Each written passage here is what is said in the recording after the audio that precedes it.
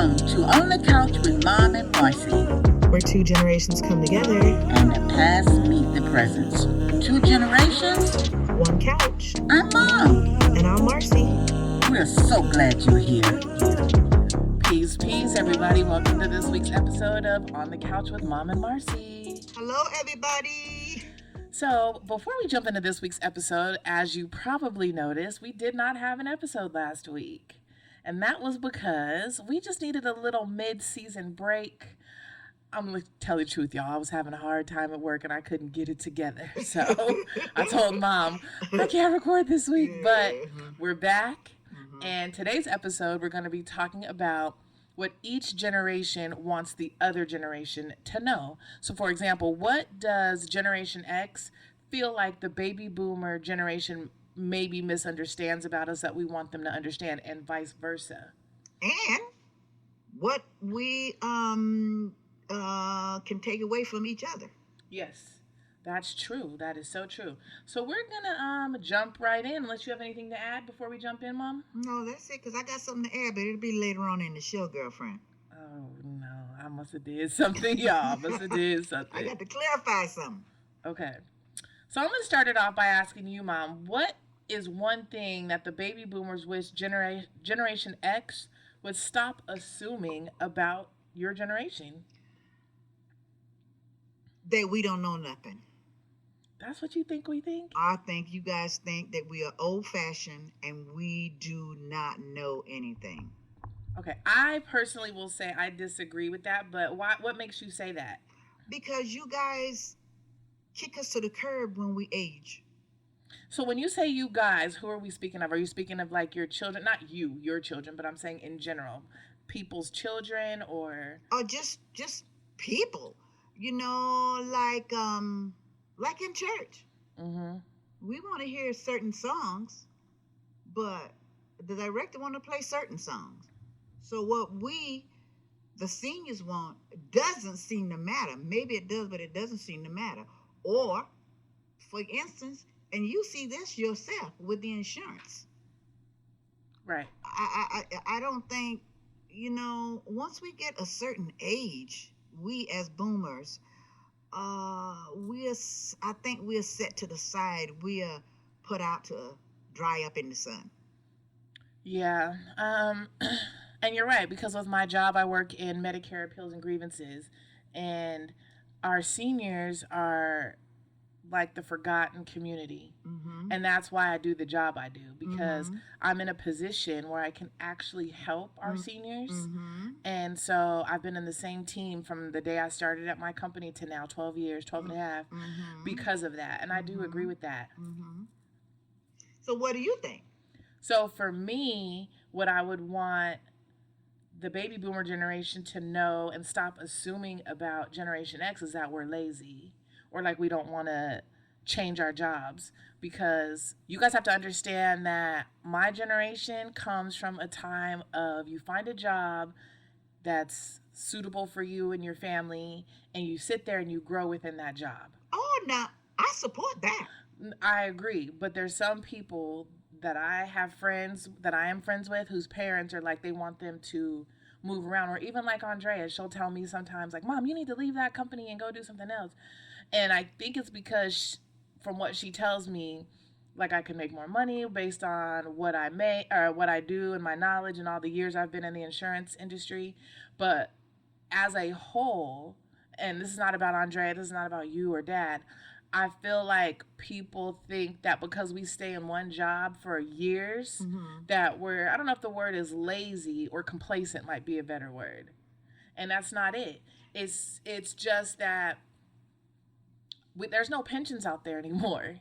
Like they stopped doing them. So a lot of times we're staying in these jobs to get our pension. I know that's what I'm doing.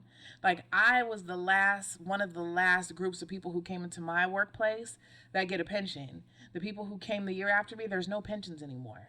Well, yeah, that's true. But I don't look at you staying at your job. And I know you're not saying 100% of the boomers think that. No. But I don't look at you as staying in your job and not wanting to move. I look at that as loyalty. and baby boomers were big on loyalty. But loyalty went across the board. Loyalty went for marriage. Loyalty went for careers. Loyalty went for friendship. Loyalty went for church. Whatever you committed yourself, sign yourself up to do, committed yourself, you are committed. And that's how I look at that. Now, on the other hand, there's always two sides to the coin. On the other hand, when you're in a job, we're speaking of jobs here, when you're in a job and you have gone as high as you can go, now I say move on. Or if you are not respected, I say move on. You understand where I'm coming from? Yeah. That's all you got to say, yeah?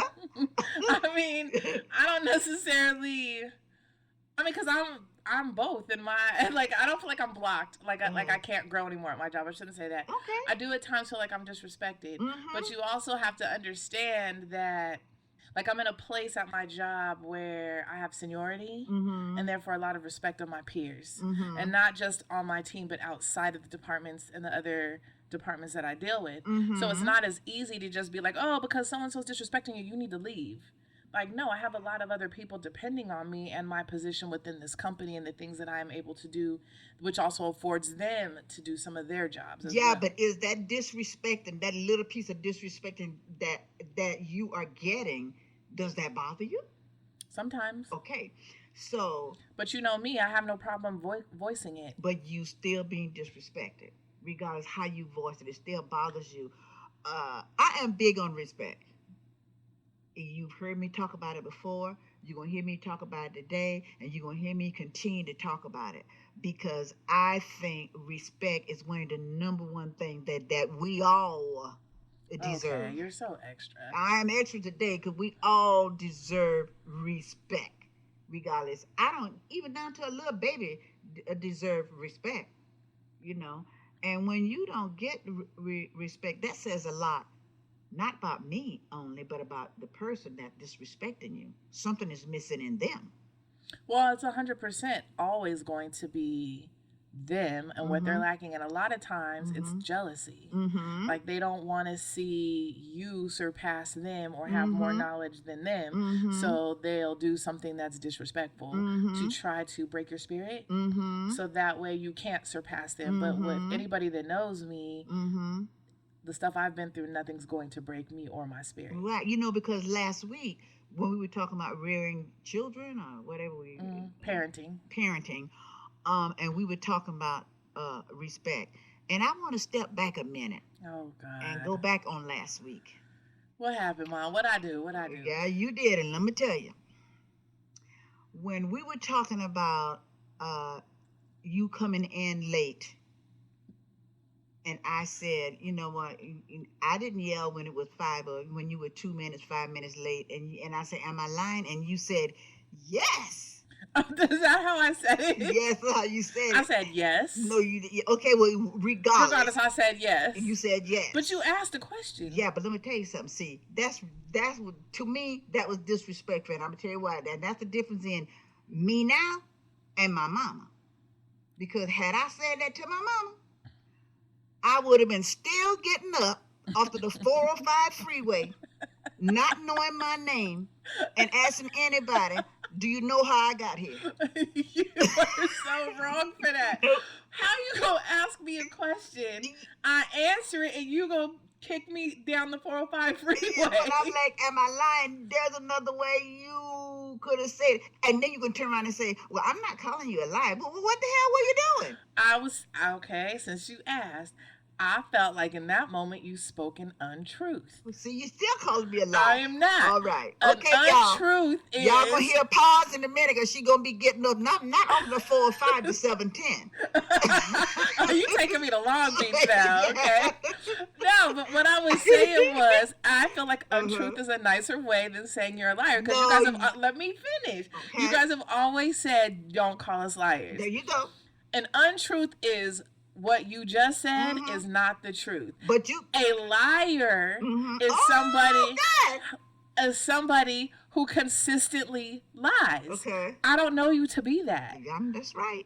But that one statement you made was an untruth. Well, then you could have said, I don't remember it that way, Mom. Now, wouldn't that have made a difference? I don't remember it that way, Mom. I mean, I suppose. So I'm telling you now, you crossed the line. That's the first time and the last time you will cross the line with me. Okay, all right. I'm going to publicly apologize because there is nobody that I revere more than you and Dad. Okay.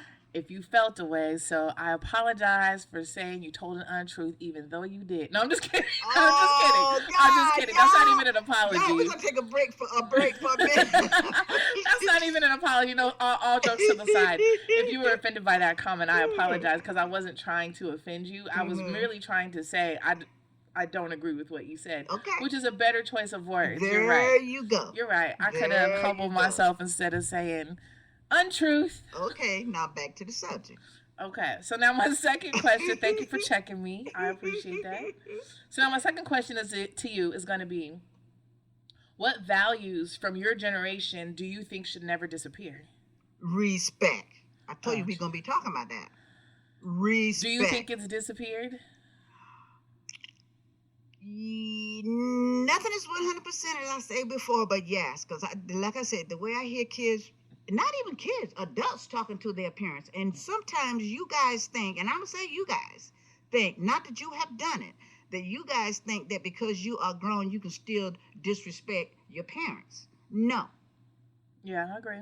I wasn't raised like that. I don't care. You can be 96 years old. You still respect your elders. That's how I feel now. I'm sure there's quite a few of you out there that don't agree with me, and that's cool.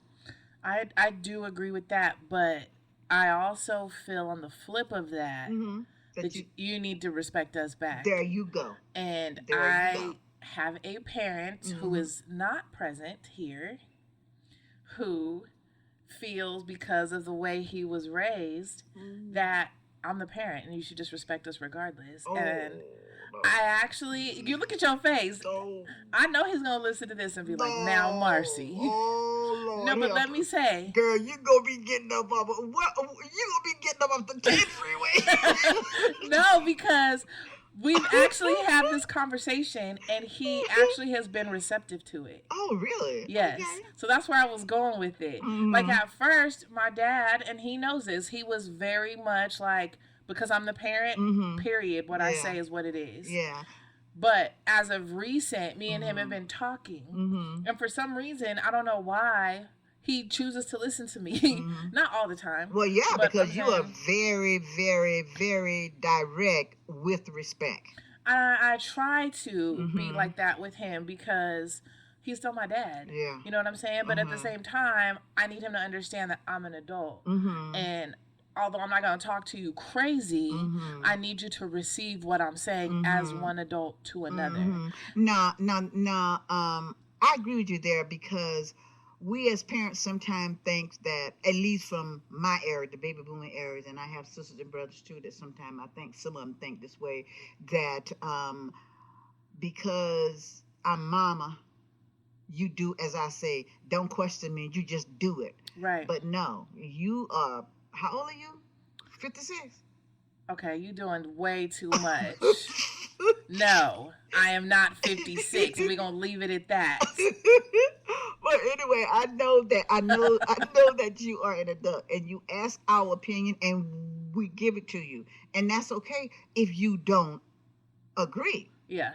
But sometimes I think your dad might get a little upset because you don't agree with him, I think. Yeah, because what I do know are my parents are two of the most brilliant, grounded, best advice giving people I've ever known. So a lot of the times you guys are right, like straight up. Even if I don't agree, after all is said and done, I'll be like, dang, if I had to just listen, I wouldn't have had to go through all that. But not necessarily. I had to go through all that to learn the lessons. There you go, because we all go through things that we maybe didn't have to go through if we had listened to our parents, but these are things that make you grow. And like I've always told you guys, it's okay to make a mistake, but learn from it. Don't continue to make the same mistake. We all make mistakes, but we're not perfect. Yeah. So as long as you live on this earth, you are going to make mistakes. I say learn from them and don't repeat. Yeah, because for how I am with Andrea is she doesn't have to listen to me. Mm-hmm. She has to listen to me as far as like this is my opinion. Mm-hmm. But at the end of the day, that's her life. Mm-hmm. Like regardless of this is a child that's Mm-hmm. lived inside of my body for 9 months, the only one that's ever lived inside. You know what I'm saying? Mm-hmm.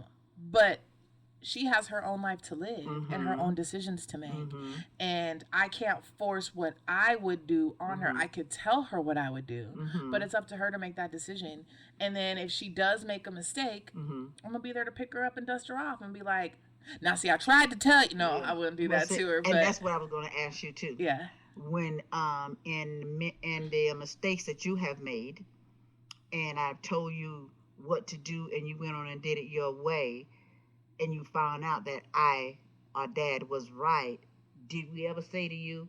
No, but Okay. I think I've always come back to you guys and been Mhm. like, yeah, you guys were right about Mhm. blah, blah, blah. I should Mhm. have did da, da, da, da, da. But, you know, Mhm. now I know. And, Mhm. you know, Andrea's the same way. Like, Mhm. she is Mhm. pretty much like me. Like, she Mhm. does very headstrong, does what she Mhm. wants to do. Mhm. But if something goes wrong, she will come back to me and be like, yeah, you told me da da da, and I Mhm. should have did that. But thanks, Mhm. Mom, for being there, and I Mhm. appreciate you. And that's how you learn. And That's she probably was going with what her instinct was telling her. or the boyfriend Or or the friend, friends yeah, or whatever. Yeah. And I take that instinct back because your instincts are not going to lead you wrong. Never. No, so it wasn't an instinct; it was what somebody else was telling her. Yeah, that got into her Yeah, I head. take that back. Yeah. And she chose to Mhm. follow that path, which is okay. Mhm. But just know Mhm. when you don't listen to Mhm. what your instincts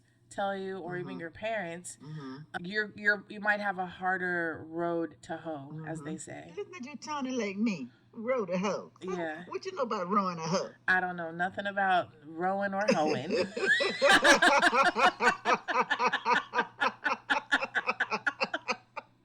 At all. Sorry, that was funny. Okay, I want another question for you. Where have boomers learned the most from us? Okay. Gen X. I have learned from you guys not to be so set in my ways, not to be stuck on how I feel about something, to listen to you because I can learn. And I'm gonna mention one subject, and we ain't gonna get into it. That's very controversial. Is when we had Proposition 8, the what that was, the marriage, Yeah, same-sex marriage. We were one way, and you and Drea were another. We felt. I don't know if you care to say what your way was. But yeah, it was opposite, and you definitely are open to what Dre and I were saying now. Yeah, because I was just set in one way. And I was again looking at it the biblical way. So when I say that, everybody know what I'm talking about. Yeah, I was looking at it the biblical way, but we have to kind of get out of ourselves and actually search the situation and look at the situation. And you and Drea taught me. I don't know whether Dad got that or not, but you and Drea did taught me that not to just be set in our ways and not to listen to the others, because everybody can learn from everybody. Which is true, but in that situation, it's kind of difficult for you guys because you do have a foundation of church and religion, and your church and religion says what it says. You know what I'm saying? So you're trying to follow what you feel like God said. So I kind of understand where you guys were coming from. I did not necessarily agree with but I respected it. Yeah, because you guys came in the house. I cannot believe you guys have that in the yard. Take that down. Big old sign, like everybody knew what they stood for. I was like, this is not my parents. Not these good people. No. Okay, so vice versa, asking myself the same question. What we've learned most from the boomers is respect. Okay. is respect. Respect of your elders. Like, you still have friends right now today and at my big age that I'm still like, hi, Mrs. So and Yeah, so. And they'll be yeah. like, Marcy, you can call me whatever their first name is. And Mm-hmm. I'm just like, okay, Mrs. So and so. Uh-huh. Just because it's like a respect thing, and Uh-huh. as a little kid, you learn that, like Mm-hmm. we talked about, I think it was last week, like kids are not supposed to be a part of adult conversation, so you excuse yourself. Mm-hmm. Right now, today, and I'm grown. If you're in there with your friends, I will remove myself Mm-hmm. because I'm your child still, Mm-hmm. regardless of how old I am, Mm-hmm. and I'll remove myself. And most Mm-hmm. of the time, you guys will be like, "Oh, come back and join the conversation." Mm-hmm. But it's respect. Respect has been lost. Oh gosh, It yes. is just Mm-mm. gone. And I Mm. honestly, I feel like social media has a lot to do with it. Oh yeah. I Mm-hmm. really do, because people Mm-hmm. can hide behind a computer and Mm-hmm. say or do whatever they want Mm-hmm. to whoever they want, and it Mm-hmm. doesn't matter. Mm-hmm. So yeah, I would Mm-hmm. say that is the most that my generation has learned, and we've passed it on to our children. Mm-hmm. Now, my daughter is a millennial. They're a whole different breed of people. Like, they're different. Mm-hmm. They're different. I'll just say it like that. Love you, Drea. And she's not really disrespectful to me. I'll say she has disrespectful tendencies. I'll put it like that. To the point where, but then she also knows, like, if I look at her or if I say something, she'll know, like, okay, wait, I went a little too far. Uh-huh. Uh-huh. Whereas my generation, well, maybe not me, but most of my generation, we just tried not to go there. Like, we knew the boundary. Like, don't even get close to the boundary. There you go. Where, and then me, I would always step over it a little bit and then come back just to see, and then I would get checked. But, so yeah, I would say respect is the one thing Big thing for me. that we have learned most from the boomers. Big thing. Big thing. Big So thing. if you could give my generation one piece of advice, what would it be? Do not let your career or technology replace your connection with your family. And do you know what I'm saying? You can get so involved in your work Oh, that you neglect your family but and friends, and you can neglect your family and friends. I'm going to be working late at night. You guys go pick up something from McDonald's. yeah. I think, and that is, that's a form, that is love. But I think today what is missing is the feely touchy. Affection. Yeah, that's what I think is missing. I think sometimes that you need to sit down with your kids and just say, how was school today? What happened in school today? What'd you learn? You having any problems? Can I help you with something?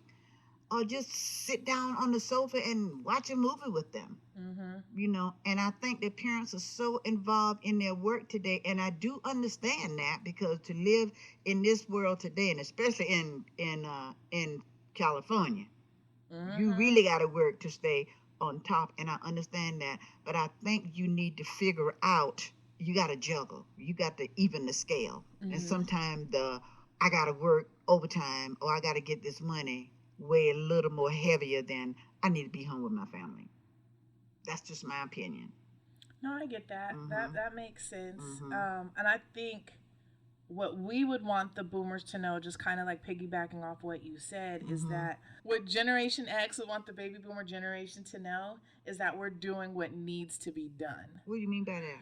So while you're saying, oh, don't work so hard, don't do this, don't do that, a lot of us don't have pensions anymore. Like I said, I do, but we don't have them anymore. So people tend to work harder and longer hours so that they can make more for their money or put more into their 401ks.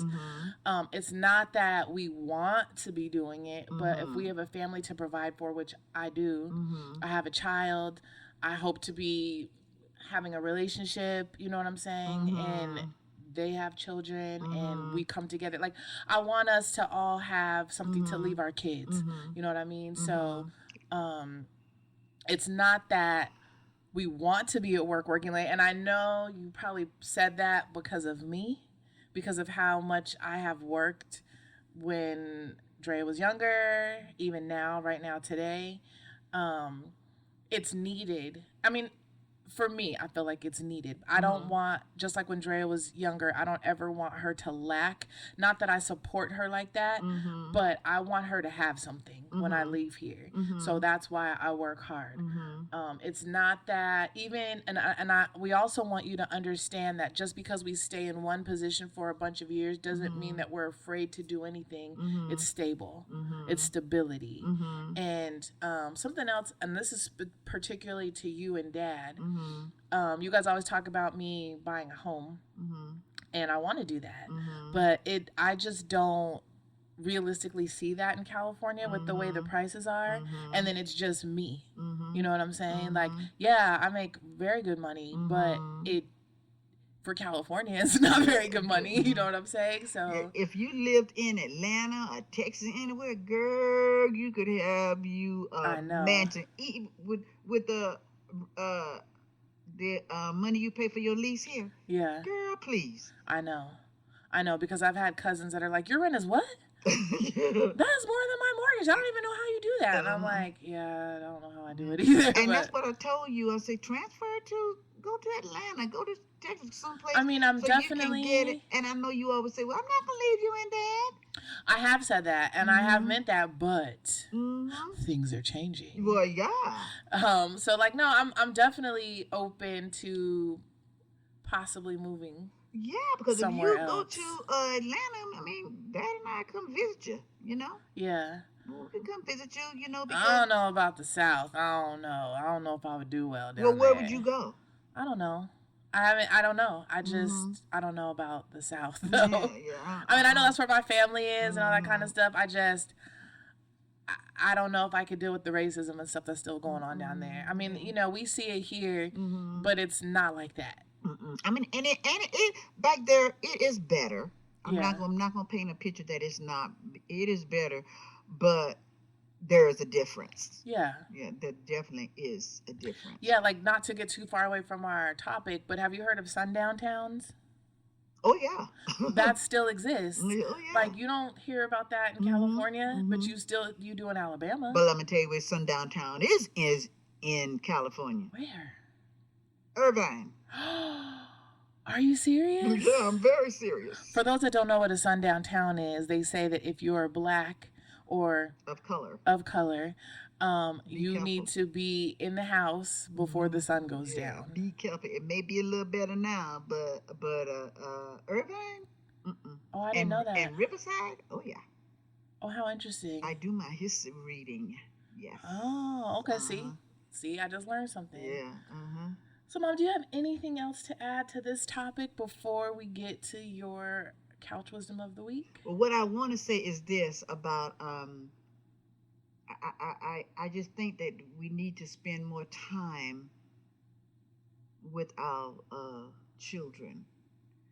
We need to have, and I know we said that we had dinner with Drea and her boyfriend last week, and they were like, let's do this again.